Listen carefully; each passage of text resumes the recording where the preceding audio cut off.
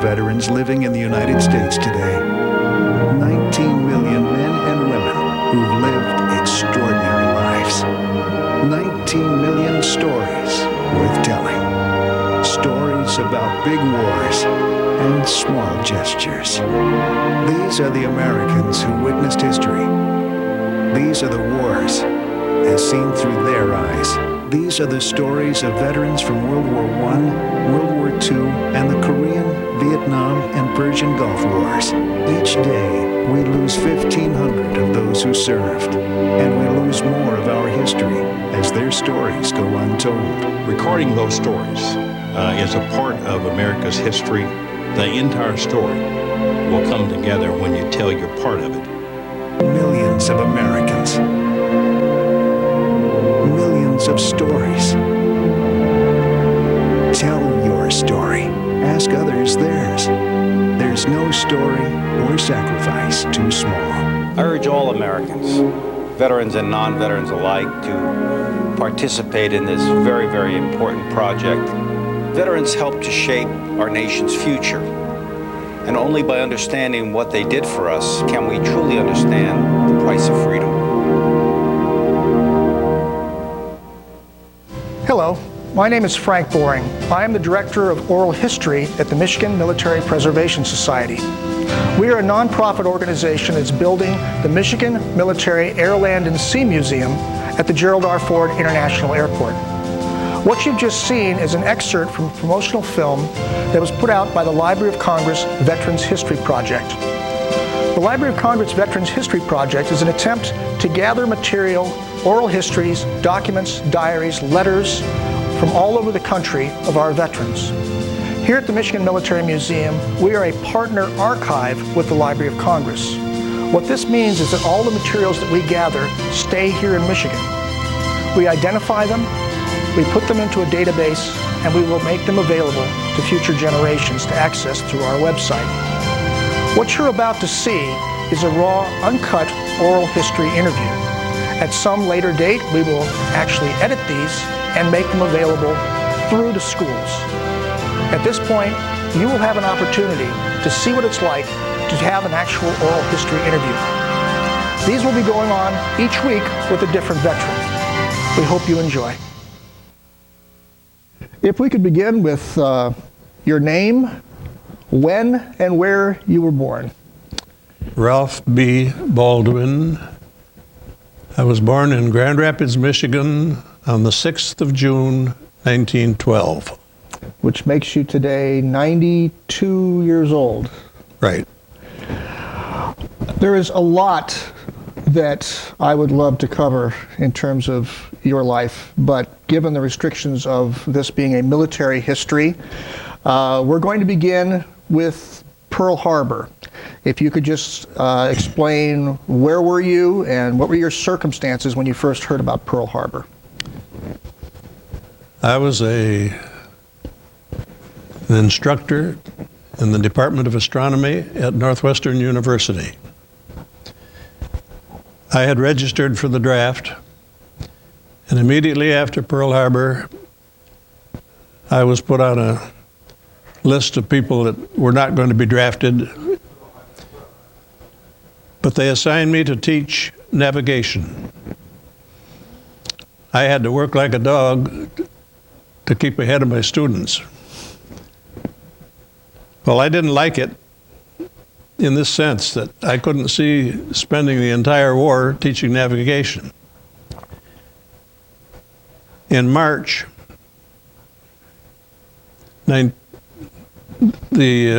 March after Pearl Harbor, I received a telephone call from Robley Williams, a man who had been a professor at University of Michigan. And he said, in effect, "We have a job for you." I said, "What is it?" And he said, "None of your business. But we want you to come down to Washington for an interview." I did. It was one of the most unusual interviews I've ever had. We talked about everything except what I was going to do. We had to listen to some of Robley Williams' terrible puns, which are nowhere nearly as good as mine. I went home without learning a darn thing about what they wanted. Mm-hmm. And in about 2 weeks, I got another call from Robley, and he said that the FBI checked me out as okay, and he says, come on down. Now, you had a family at this time, is that right? I had a wife and a son. Okay. And I talked it over with Lois before the second call and decided that we would accept the offer if it did come through. When it came through, we packed up, and it was almost the end of the semester. Finished the semester, drove from Evanston to Grand Rapids, said goodbye to my parents, drove to Silver Spring, Maryland, which is at the north point of the district. And I was with the laboratory for about 5 years. Well, let's not get ahead of ourselves. You had no idea what you were being asked to do. I had no idea whether I was even going to be paid for it. So let's talk about your arrival then. Where were you living? Robley had found a house for us, which we rented for 3 months and then had to get out. People were coming back. And we rented another house. Stayed there for a year and a half. Mm-hmm. In our youngest son's second birthday, we moved into a house that we bought. So I assume you were getting paid then? I was getting paid, actually, a tremendous sum of a little over $4,000 a year. Oh, my goodness. So let's talk about the first day. You're in Washington. What was your first day at work, so to speak? I drove and had to park on the street. I couldn't even park in the laboratory, which is the applied physics laboratory. And couldn't park in their region. Walked in the front door and was immediately met by a man about 6 feet 7 or 8 and built accordingly. And he wanted to know what my business was, and I gave him Robley's name. Robley came down, and for the next, maybe hour and a half, they spent discussing the secrecy and how they really didn't want to shoot me if I gave some stories out about it. And then they took me in to meet with the man who was to be my boss for the next 4 years. His name was McAllister, and he was a marvelous individual. So what was the first day like? I mean, you mentioned they kind of briefed you and whatnot, but did you get a chance to see the operation? Were you restricted to one room, or? I never was restricted to one room, but people were working enough so that they didn't wander around. Mm-hmm. My first day, they put me in a laboratory where they were analyzing test proximity fuses. They would take the fuse apart, I would, and spread out the innards so that laboratory scientists could find out what failed or what succeeded. So this program was already, perhaps in its infancy, but still it was already had started before you came. The program started in England. Okay. In 1940, the British found that they had a few airplanes, Spitfires and so forth, and they were better than the German planes, but they had so few of them. And their anti-aircraft gunnery was terrible. It was just as good as the Americans or the Germans, but with the ordinary time fuse, which is sort of an alarm clock, set for a time sufficient to allow the shot to get close to an enemy plane. And well, we had about 300 parts as an estimate. composing one proximity fuse. I know I've used that term proximity fuse, but I haven't defined it. Right. It's fired, it's in the nose of a shell. It is fired from a cannon, and the one that we used for the Navy was the Navy 5-inch 38. The one for the Army was the 90 millimeter, a little smaller. The work was being done exclusively on the Navy fuse because that was the most important thing. The American fleet had been badly hurt at Pearl Harbor, and we just couldn't allow it to be destroyed. We'd have lost the war, I think, if that had happened. We had to make sure that every one of those 300 parts could stand the shock of being fired from a gun, a cannon. Those shells were fired at a speed of about 2,700 feet per second. Wow. And the gravity equivalent was, if I remember correctly, somewhere around 20,000 G, okay. 20,000 times the force of gravity. And not only had the fuse had to go through all of that, but every one of those parts had to operate as if it were on a breadboard in the laboratory. And it was an almost impossible job. For years, and I mean it in years, about 2,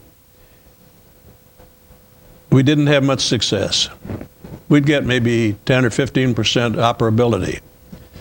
The Navy wanted a minimum test firing of 50% success. And we didn't get that until the late fall 1942. Now you're mentioning Navy perhaps as they thought it as a priority, but what about the Army and the rest of the branches? We did nothing on the Army fuse or the British Navy and Army until we got the Navy fuse operable. Okay. And then it was always in the planning. The difficulty was, it's twofold really. There wasn't just one gun, but the Navy had a 5-inch 25 and a 5-inch 38 and a 5-inch 54, each one of which gave a different kind of shock. And we had to get fuses which would operate first on the 5-inch 38, which was the standard gun for the Navy. We didn't do anything for maybe 6 months after I got there on the 90 millimeter for the U.S. Army. We did nothing for the British Army until after the American Army was taken care of. We did work on the British fuse, which, except for the battery, which produced the electric power, had a works which was the same as the American Mark 32, which was for the 5-inch cannon. You see, I find this fascinating because if you look at it on the face of it, you're figuring on putting a device into a shell and then it's going to shoot off. But it's far more complex than that because you have different caliber of guns, you have different uses, you have the different branches. The Navy doesn't use the same as the Army. So all these factors had to be taken into account. Every one.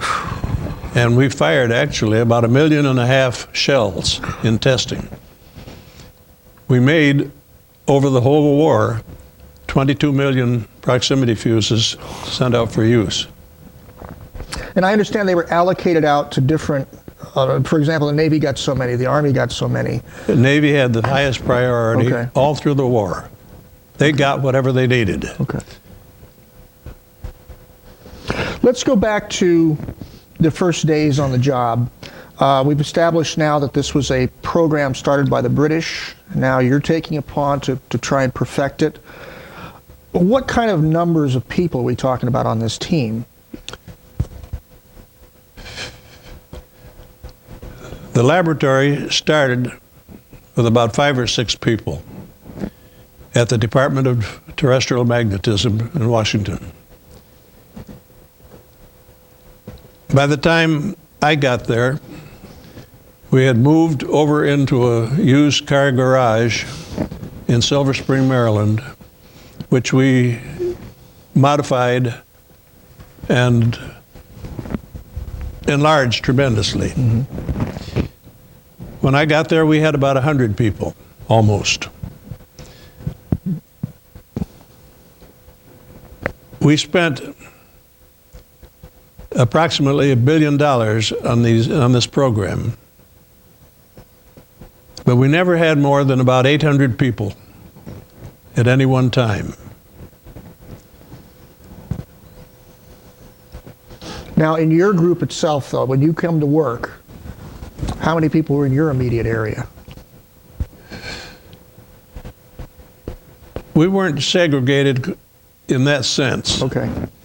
I had actually, at no time during the war did I have more than about 15 people working with me.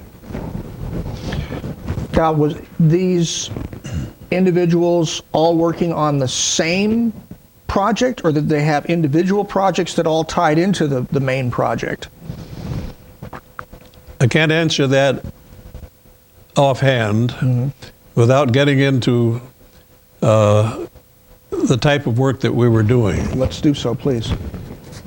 As I said earlier, the fuse for the U.S. Navy had the highest priority. One day in March of 1942, I was driving down to the Army War College, and the thought occurred to me, will these things burst over land by the influence of the land, or over water, which is the way we test them, or by reflection of the radio wave from an enemy plane? Each fuse sent out a radio wave. When it is reflected back, it is detected by the same oscillator tube, that sent it out. But the reflected wave is at a little different wavelength because of the Doppler effect. The shell is moving relative to the target, whether it's a land or water or a plane. Okay. And when that reflected wave is compared to the one that is sent out, a beat note is set up. The beat note has a frequency about the same as a wavelength of sound. Okay. And when the beat note is at the right point, the right velocity, and the right intensity, it tells to the fuse, now. A switch operated. It allowed an electric current from the battery to go through a little squib, tiny squib, which is an explosive charge, maybe 3/8 of an inch high and a 1/4 inch diameter. That squib blew up. It blew down through a hole near the bottom of the fuse and set off about a cubic inch of tetrol at the very base of the fuse. That blew up, and it set off the explosive charge of the shell. Now let me diverge a little bit. Sure. That all happened automatically. In other words, the target committed suicide. Didn't know it, but that's what they were doing. The shell is moving close to 2,000 feet a second when it passes the plane.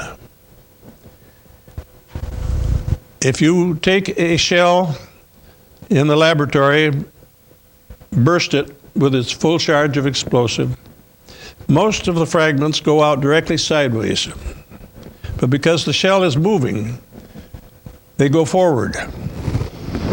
And when they get out about 75 feet from the shell, they have diverged until the path of the fragments is about 20 feet, maybe 25 feet wide. The plane has to be in that 25 feet, Right. or the fragments will miss it. But at 2,000 feet a second, that is an extremely small time. Mm-hmm. And if the fuse did not operate quickly enough, the fragments would miss the plane, and you'd have the world's most expensive form of self-destroying ammunition. Yeah. But that meant that the plane, in going past the shell going past the plane and the fragments out there are 25 feet wide, it had, and is, call it 20 feet, mm-hmm. and it's going at 2,000 feet per second. Mm-hmm. And it got about 100th of a, wait a minute, 20 over 2,000 is about 100 of a second. And if you had a fuse that operated in 200ths of a second, you're mm-hmm. going to get a miss. Yes. You had mentioned earlier about the test in the laboratory. The fragments would go out to the sides as opposed to when it was moving forward, it would go forward. Now, I'm trying to picture this, sir. We're talking about a real explosion in the lab, Well, this right? wasn't in the lab building. Okay. I'm sorry. No. This was outdoors, and what they did, they made a table, so they set the fuse on the table here, and then out here, 50 feet or something like that, was a fence, solid wood, and they set it off electrically, and then counted where the fragments went. Oh, it's brilliant. So you had, how many, forgive me because I'm really trying to visualize this, how many tests of that particular period of time when you're trying to solve these problems? Are you talking about every day they would be tested, or every week? Or? Well, they would determine the pattern, which was typical, by doing it several times for each type of shell. Okay. And actually, in that particular thing, they were all pretty similar. Okay. All right. Was there a moment, I apologize for moving so quickly here, but there's, we have limited time and there's so much to cover.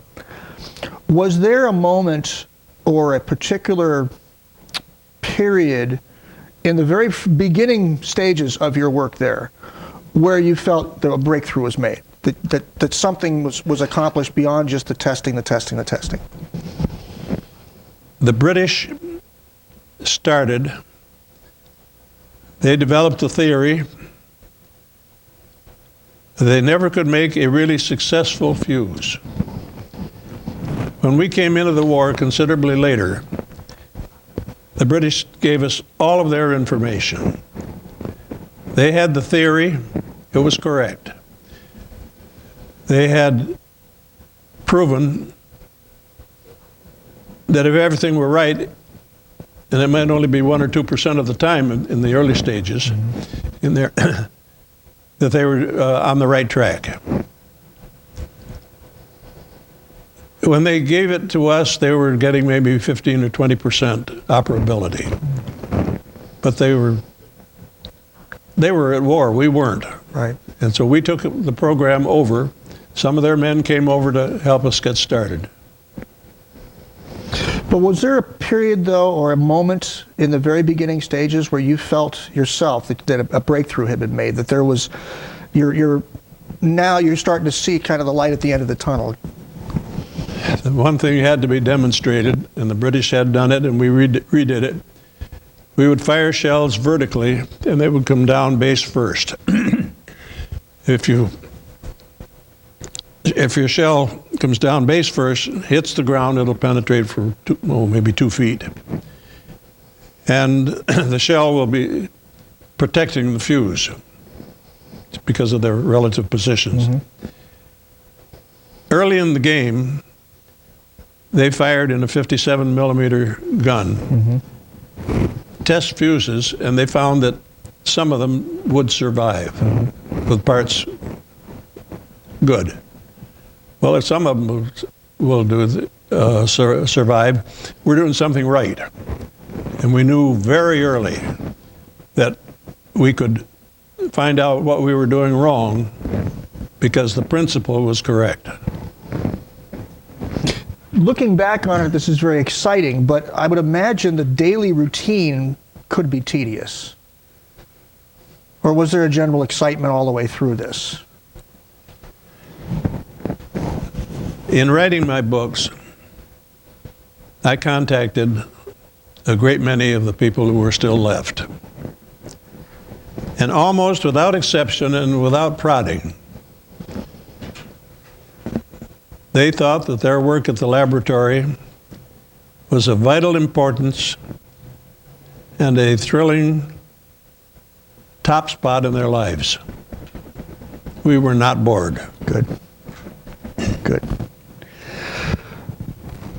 Where were you when the first successful test was made? Were you still at the same? Okay. I was at Northwestern. Okay. That was done before I got there. Okay. But you were talking about how the Navy had the priority and all, but was the Navy the first one then to actually get a fuse that worked? Yes. Okay. And the first battle use of the fuse was on the 5th of January, 1943. And not far from Guadalcanal, the American small fleet had been bombarding a Japanese camp, or what I call it, on some island down there, and was returning to the area of Guadalcanal at night.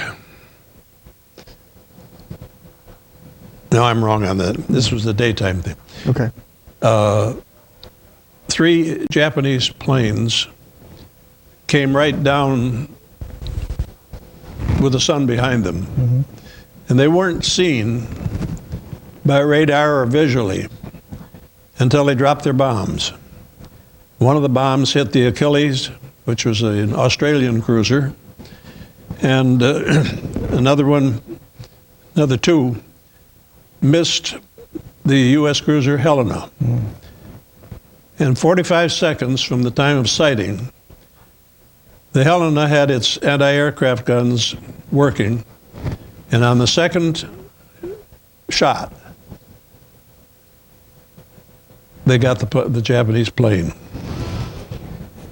And they had a search. They wanted to get that plane if they could, but it sank, but they recovered the pilot, and then they brought him back to the Helena, and as he came up the gangway, he pulled out his pistol and shot himself. But that was the first battle use of any proximity fuse. Now, let's try and understand the I guess the physics of this. In the past, before this proximity fuse was designed, if a Japanese plane was coming towards an American cruiser, you're basically shooting at it like you would at a carnival or something. You're just trying to hit the target. There were 2 ways. Neither of them good. Okay. But they were all that our fleet or any other fleet had. They had fuses that would go off by contact. Well, your chance of hitting a plane moving very rapidly with that type of fuse were practically 0. They had another kind of fuse, which in effect had a little alarm clock set in the nose. And you could set that for whatever time you wanted, up to 25 seconds flight time. The idea being to get the shell to pass within about 75 feet of an enemy plane and to burst at that instant, and it is just an instant as it's passing. Well, that time fuse was better, but it was not good. Every Navy had those. So airplanes coming and the shells are blowing up, but they're not really, they're just concentrated in whatever area you're shooting at. It's not being attracted to It's anything. not being attracted. The shell Right. is independent. Once you fire it, you've committed that to a given path. Okay. So now, what is the difference with the proximity fuse that your team designed? The proximity fuse, in its nose, has a first 4-tube and then later a 5-tube, radio tubes, glass. And the shock of firing activates a battery and eliminates certain safeties that are built in so that the shell won't burst. Or if you fire it from the tail end of your own ship, you don't want the bow. Right.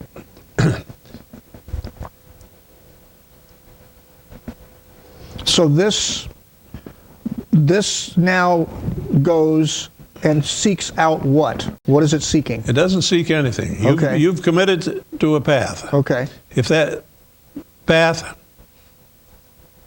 is reasonably close to the target, all the time it's flying, the shell will be emitting a radio wave. Okay. And that radio wave is reflected off the plane, the target, back and is detected by the same tube that started it. Okay. It will develop that beat note that I mentioned.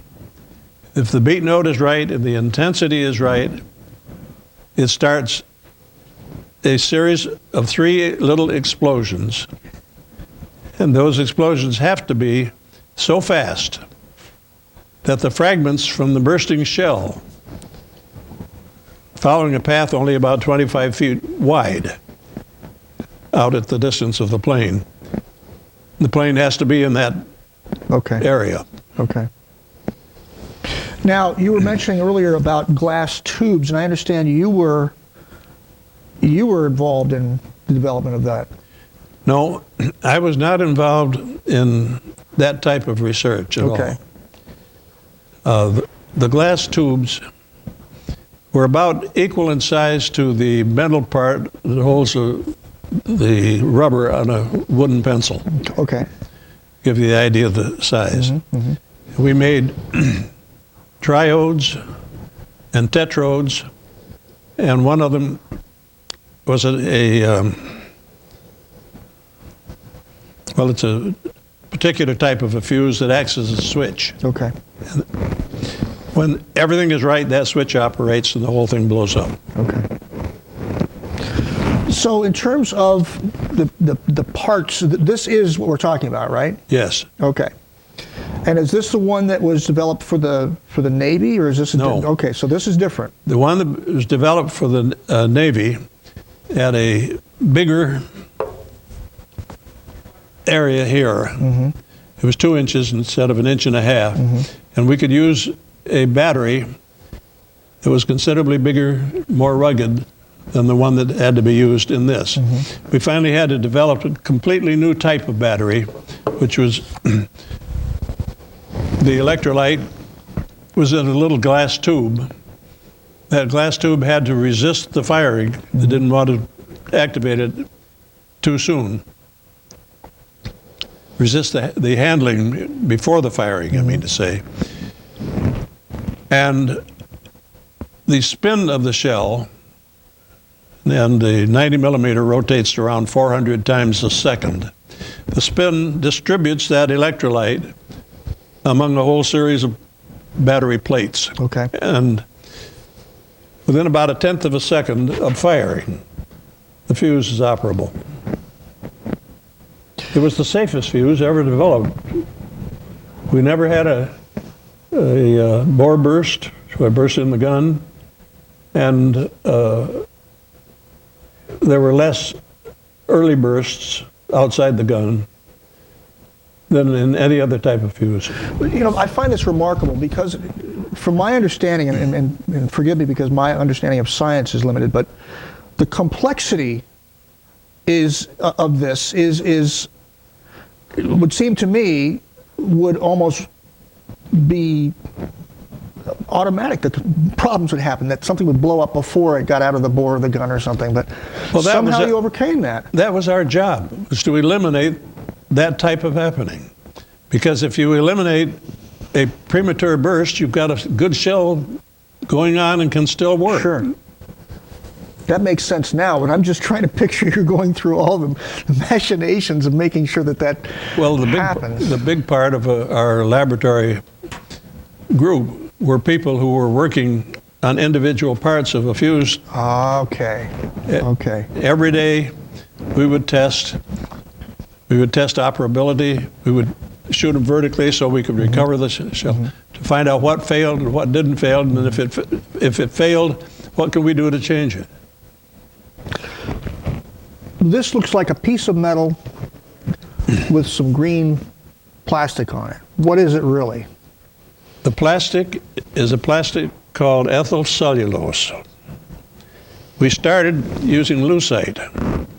We very quickly found out the lucite wasn't strong enough and it would break. When that broke, we had a dud. And we found, when I came back to the laboratory with that report, went to the engineers, they said, we haven't got anything that's better than lucite. I said, well, you've got to find something. And they came back in a few days and said they had located a supplier of a plastic called ethyl cellulose. And that plastic is strong enough. It has one weakness. It will, over a period of time, allow moisture to get in. And that's a whole story in itself, how we solved that. But it was solved, and all of the Army, Navy fuses that went to battle use had that type of a nose. Now, without getting into too much detail, though, what is in here? What kind of pieces are in here? There's a battery in there. There's a battery in the lower part. Okay. Above it is a 5-tube radio set. One tube is an oscillator to send out a wave. This cap and the inner part is isolated from this. So we have, and this becomes really part of the shell. So we have a flying antenna out there radiating and detecting the radio wave. Okay. We had one group which was working on eliminating failures in practically every component. And there were something like 300 components in each fuse. Now there are multiple numbers of some of those. A fuse has to operate perfectly to have any chance of bringing down a target.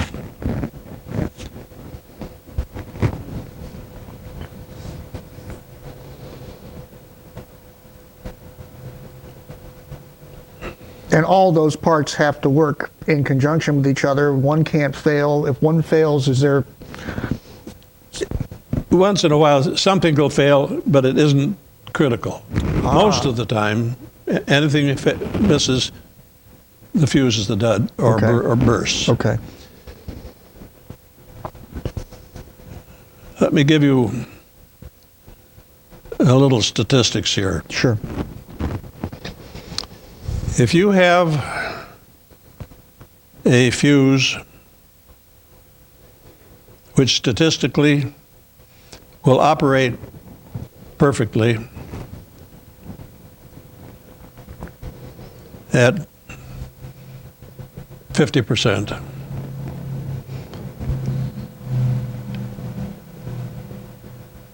you can use it, and it will be more effective than any other method. It will actually, I'm saying this wrong. If every one of the 300 components, except one, is good, but that one is bad, you will get a fuse that operates about 4% of the time. If you have them 10 times better, it'll operate somewhere around 50% of the time. Operate rightly. And if you have another factor of 10 good parts, it will operate about 95% of the time properly. Our job is to get something better than the 50%. And we did. The Navy fuses and the Army anti-aircraft fuse were fired from these high-velocity guns, big shocks, and we got them to be operable about 70% of the time. That's remarkable. When we got into the anti-personnel fuses, bursting over land, we started at about 80% operability based on work that had been done on the anti-aircraft fuses. And they were averaging between 90 to 95% for the big part of the war. This may sound like a stupid question, but I try to make it clear in my own mind. Are all the shells that are shooting at an airplane or shooting at a target have these on them, or only a few of them? Well, they were operable, I mean operating against an enemy plane. Right. The fuse had to operate, but also they had to know that the gun was pointed in the right direction. Right. And if you see a plane over here, you're here. Yep. You don't shoot at the plane. You shoot it where the plane is going to be when the shell gets there. Okay. And it's an extremely complicated proposition. Sure, sure. So that's why a 50% operability is borderline. But we were getting better and better gun directors during the war. Some other people made some, and we developed one for the Navy that were, well, let me put it a little bit differently. The gun directors that our Navy had when the war started were pretty good, but they took about 25 seconds to go through the routine of saying, well, shoot it here. You're talking about the guy that's standing right there letting the communications department or whatever to shoot at a particular target. Yes. I interviewed one of those gentlemen in this very room. Well, I wonder if he said anything like this. The Japanese found that it took that 25 seconds to have the director really line up on them. So every 30 seconds, they changed their courses.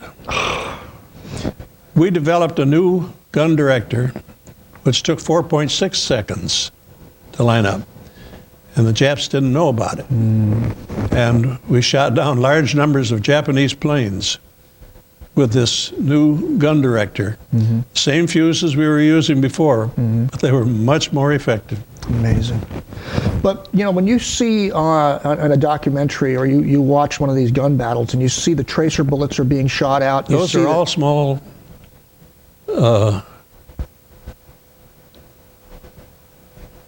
usually around 40 millimeter guns. You've seen pictures of them. They're going bing, bing, yes, bing, bing. Yes. And they had contact fuses in them. Okay. And they used the tracers to change. To see what the course of what they were shooting. But then these were in the heavier guns then you're talking about. These are all nothing smaller than about a 3-inch. Okay. We took up too much of the explosive with the size of the fuse. Mm-hmm. Now, the ones that were used in the Pacific by the Navy, we're talking about the Okinawa campaign. We're talking Leyte Gulf. Were they used at Leyte? Were used at Leyte. It was at Leyte they started really using the Japanese started using these kamikaze planes. Right. And the kamikazes, in a sense, did us a favor.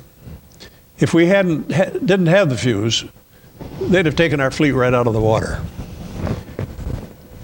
But they did have these fuses, and in order to aim at the target, they would have to go into a gliding path toward the aircraft carrier or the battleship or whatever it was. They were on a path that allowed us to set those guns with accuracy, and we shot down. Well, I have a tape from Admiral Arleigh Burke, and he was praising the fuse and telling how it shot down the Japanese planes by the dozens. And in the Battle of the Philippine Sea, they had what they called the Marianas Turkey Shoot. Yep. And in the Turkey Shoot, a large number of planes were shot down, some by our own aircraft, and a lot of them by the proximity fuse. Some of those were kamikazes. And on that day, Japan lost really its fleet. Yeah. The aircraft, we shot down about 400 total altogether. Japanese planes that day, 2 days. I know of two individuals who I'm sure would like to shake your hand. One of them was on the Hale, and one of them was on the Franklin, and they both survived. I wish I could get the true story of what happened on the Franklin. The Navy people insist that it was a bomb that came and penetrated the deck and caught planes on the deck and below decks all gassed up. That's right. And others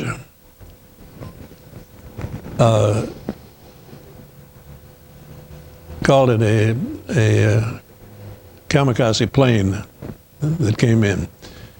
I've had people from the Franklin give me two different stories. Well, the gentleman I interviewed was, there's a fairly famous story about this group of 300 that were caught in the below and finally were rescued out. He was one of those, and he stated that the kamikazes were already coming in, but the explosions that they experienced were because the airplanes that were already in there, American airplanes that were gassed up, they were all gassed up. All those just exploded. That's what he says. Well, what happened to the Franklin? And it survived. Under its own power, it went back to the United States. What happened to the Franklin is almost exactly the same thing that happened to the Japanese planes at Midway. We caught them with the planes on the deck. Yeah. Yeah. The gentleman from the Hale was, as you call him, a director. In fact, his name is King Doyle. I don't know if you know, in Lowell, he's the name is familiar, but I can't. Flour Mill. The King Flour Mill. Bring it up. Yeah. Be fascinating. Maybe the next time you come up here, we'll have to get the three of you guys into a room together. That would be an interesting conversation. You said that, of course, the Navy was the priority, so you got the Navy one completed, but then you created one for shooting over land, and this provided different problems. This created different problems. They were developed rather quickly because we had a long history of solving problems that were not quite as severe, because a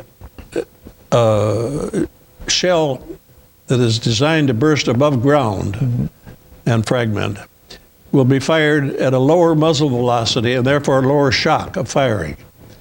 And the anti-personnel fuses were largely, in this model, And they started at about 80% operability and moved up till toward the end of the war. We were getting around 95% operability. I have a copy of a letter from General Patton. Mm-hmm. And he makes a statement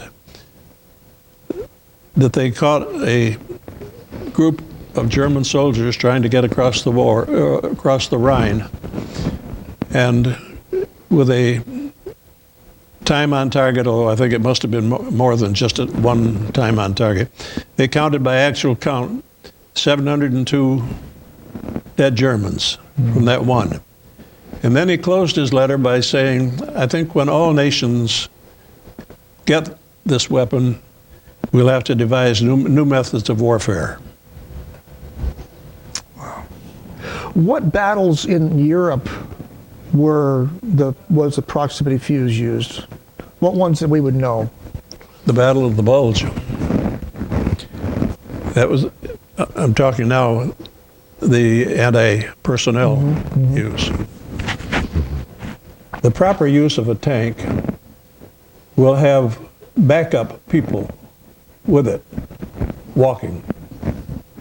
And it wiped those pretty well out. In my book, They Never Knew What Hit Them, is a story that a brigadier general now, who was captain, I guess, back there, was one of the first to use it. And in one salvo of 155 millimeter guns, they killed something of the order of, well, several hundred. The way he put it is when the Second Army went through that area the next day, it was just covered with bodies. If you have a shell which is operated by impact or by collision with something, and it hits the ground, it's going to dig a hole, and most of the fragments will go up and away from the target. And if you're in a foxhole, you're pretty safe from anything except a direct hit.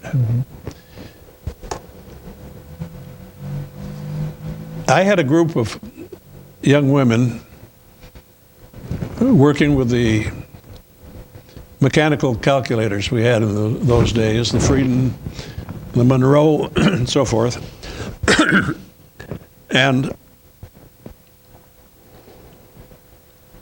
the calculations covering all possible angles of fall, velocity, and so on, and against the same distribution of targets, if your shells burst at the optimum height, they would be about 25 times as efficient as the ones that we had to start the war with. Right. And it was such a frightening thing because it was bursting above your head. And we've have records of at least 4 German soldiers being executed by the Germans to rather than go out into areas covered by our interdictory fire. The Battle of the Bulge, at least in the very beginning, was not in our favor. They broke through and were scattering us. Well, there's a story not generally known to the public. The fuse had been perfected enough so that the Army said, we can use it. But you can't use it until Christmas Day in Europe. It's in the middle of the ice and snow and so on. But we managed to get around 200,000 proximity fuses for anti-personnel use over into the areas covered by the 1st and 3rd Armies, American.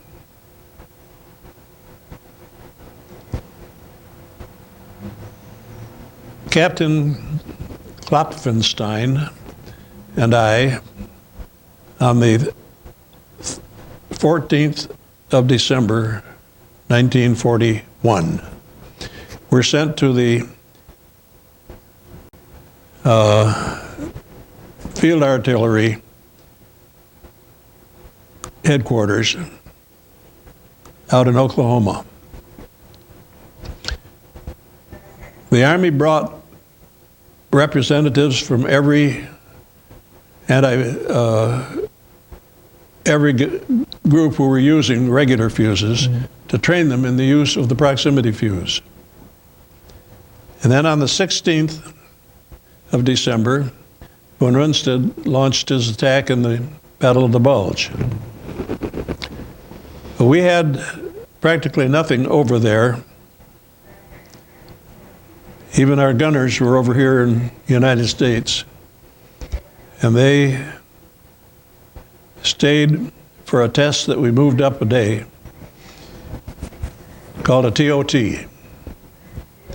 And we had 84, as I remember it, cannons ranging from all 5 of the weapons, the 75, the 105, the 155, the 8-inch, and the 240 millimeter.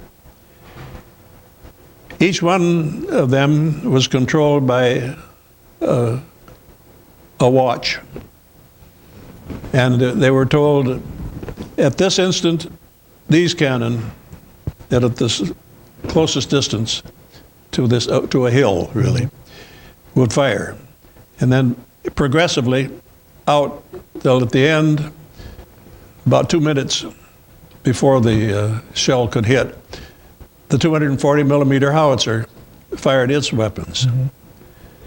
There were 84 guns, and every one of those guns was aimed to land at the same time at a hill that was set up as a target. It was awe-inspiring. It was shocking to see that hill explode. That's what really happened. It just blew. A person couldn't possibly have lived through anything like that. Well, in the Battle of the Bulge and afterward in the Hurtgen Forest, we used TOTs. And the Germans, I'm not trying to say that the fuse won the war or the fuse won the Battle of the Bulge, but it certainly shortened the Battle of the Bulge in a great fashion, because those boys who were in Oklahoma when it started got back over there, and we got fuses to a total of 200,000 to them, which they could use at any rate they wanted to do. The Army, or I guess the Joint Chiefs of Staff, had set the Christmas Day of that year as the day to release that fuse for use. When the Germans launched their attack on the 16th of December, the Army bigwigs put that date up to the 18th. And on the 18th, we started shooting them back. And it was not far from that time, a few days after the proximity fuse was first used, that the bulge began to shrink. I'm trying to picture the Germans are moving forward. They look like they're succeeding. And the shells that we're shooting at them are the traditional ones. And so they're exploding here, exploding there. But if a German got into a foxhole, he's okay. If he's walking behind a tank, he's okay. But then on the 18th, the proximity fuse will explode over a tank and wipe out all those guys around that tank. Or it can actually blow up near a foxhole and still get the guys in the foxhole. This must have inspired terror. It did. Why do you think German soldiers were executed there and in the Hurtgen Forest? They didn't know what hit them. I'll tell you a little anecdote about that. In the early days, we were firing vertically, and the shell would go up 105. The 90 millimeter shell would take about 105 seconds, and it would come down base first. You didn't know where it was going to come down. I've had one come down within 25 feet of me. These were inert shells. Well, when the soldiers, who were helpers, they would dig up these for us and spot them and so on.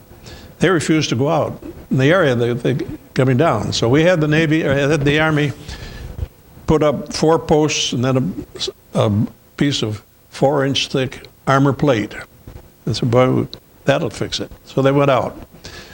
And then when the shells were going to fall, they'd step back under the armor plate. That was fine until a 3-inch hit. And it hit right on top of that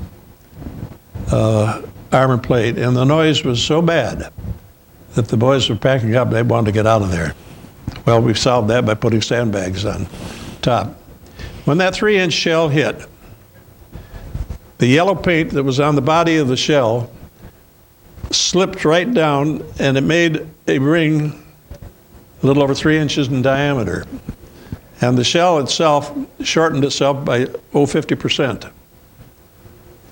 It's no wonder that we didn't like that. Yeah. Well, I solved that problem at first in a weird sense.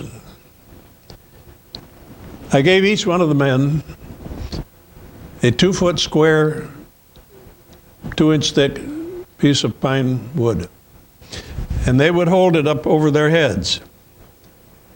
They knew, and I knew, that it wouldn't do any good, but they were doing something to protect their heads, and they would stay out in that until that one came down so close, and then we went through the routine I just described. Oh, that's amazing.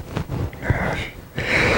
We're unfortunately running out of time, so you said you had a little story about this lamp. This one. On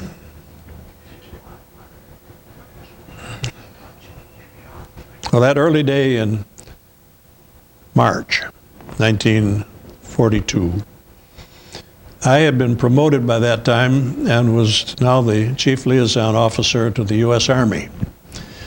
And I had this series of meetings, usually once a week, at the Army War College with Colonel Furrow-Holman. And on the way down, the thought occurred to me. He says, hey, there's got to be a different use for these fuses. We were working anti-aircraft only.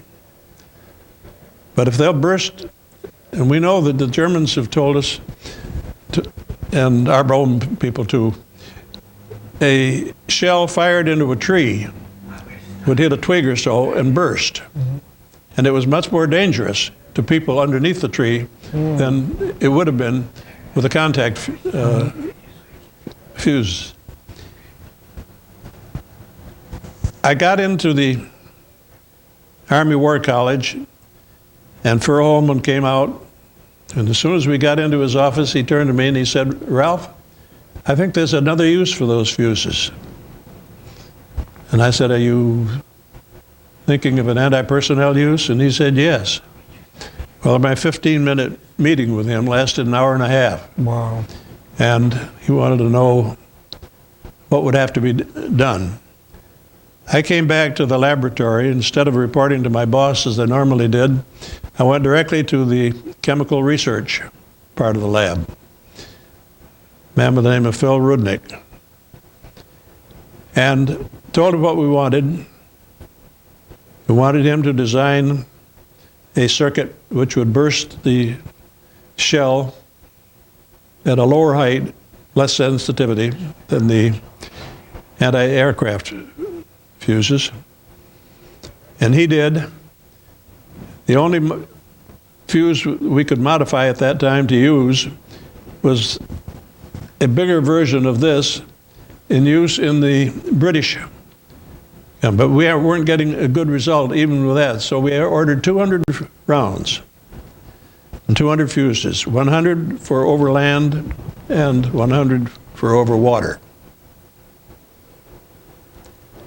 Well, I went up there with Fur Holman and a couple others. We started the water portion, and we only got 15 operable rounds out of 100. But we could measure their height of burst. Then we went to the land, and the first shell came whistling in, dud. I thought, oh boy, we're in trouble. And the second one burst, and something over 20 out of the 200, out of the 100, actually burst. They burst at about half the height over land as they would have burst over water, which gave us a starting point. 2 weeks after this, we had a meeting with about 6 generals,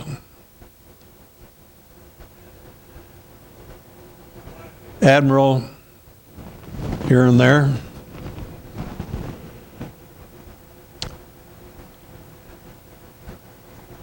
I was called upon to tell about the test.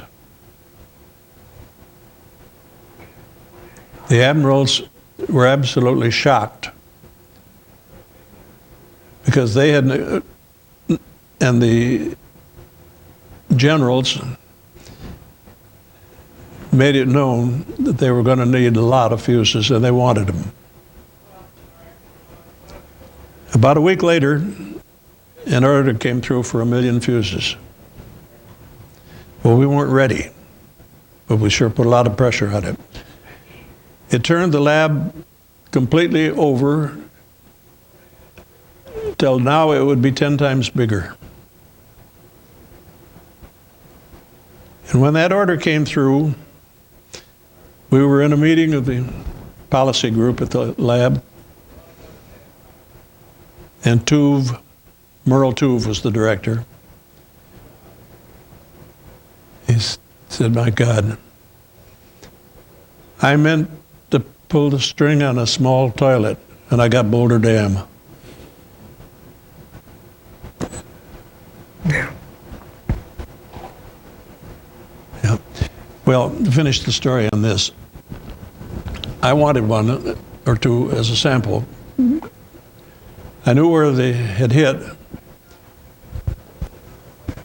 I knew that this was what was left of the fuse as it blew out the nose. The shells had buried themselves at a fairly low angle into the ground.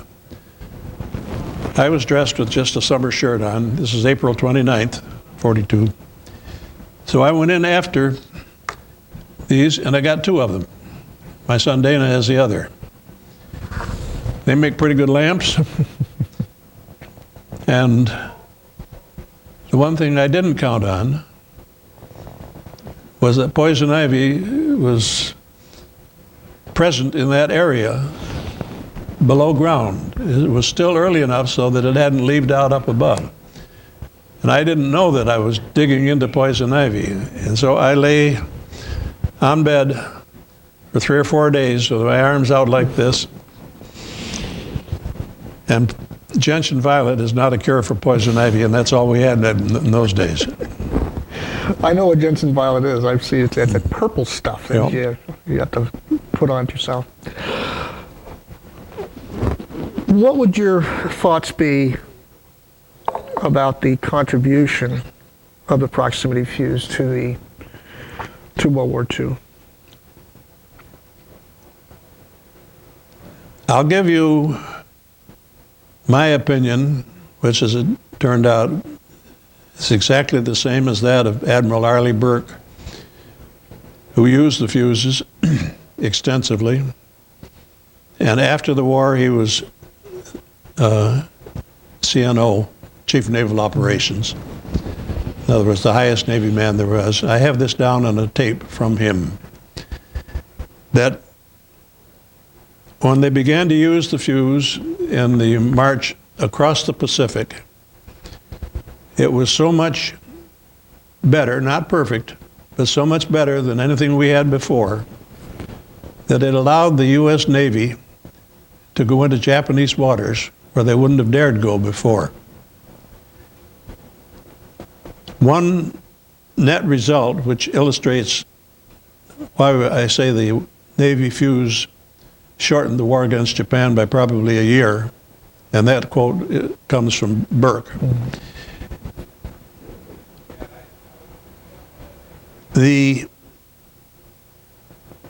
If we hadn't had the fuse, we would have gone the war anyway, but we wouldn't have gone into the Western Pacific anywhere nearly as quickly.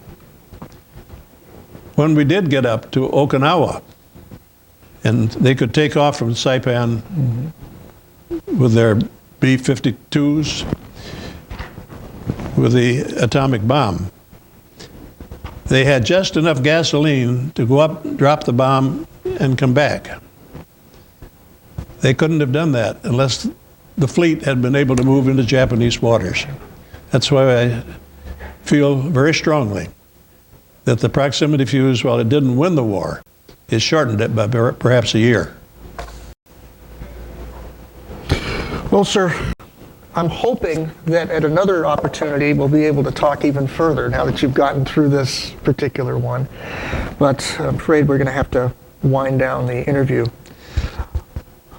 I want to thank you very much. I realize that you came up here especially for this interview, and I greatly appreciate that you did that. Well, I have been working off and on since the war to publicize the effects of the fuse, why it was important. And I published 2 books on it. One, The Deadly Fuse, and that sold for $5.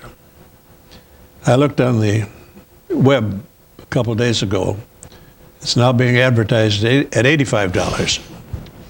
I should have saved some. And the other one is called They Never Knew What Hit Them. Similar but different.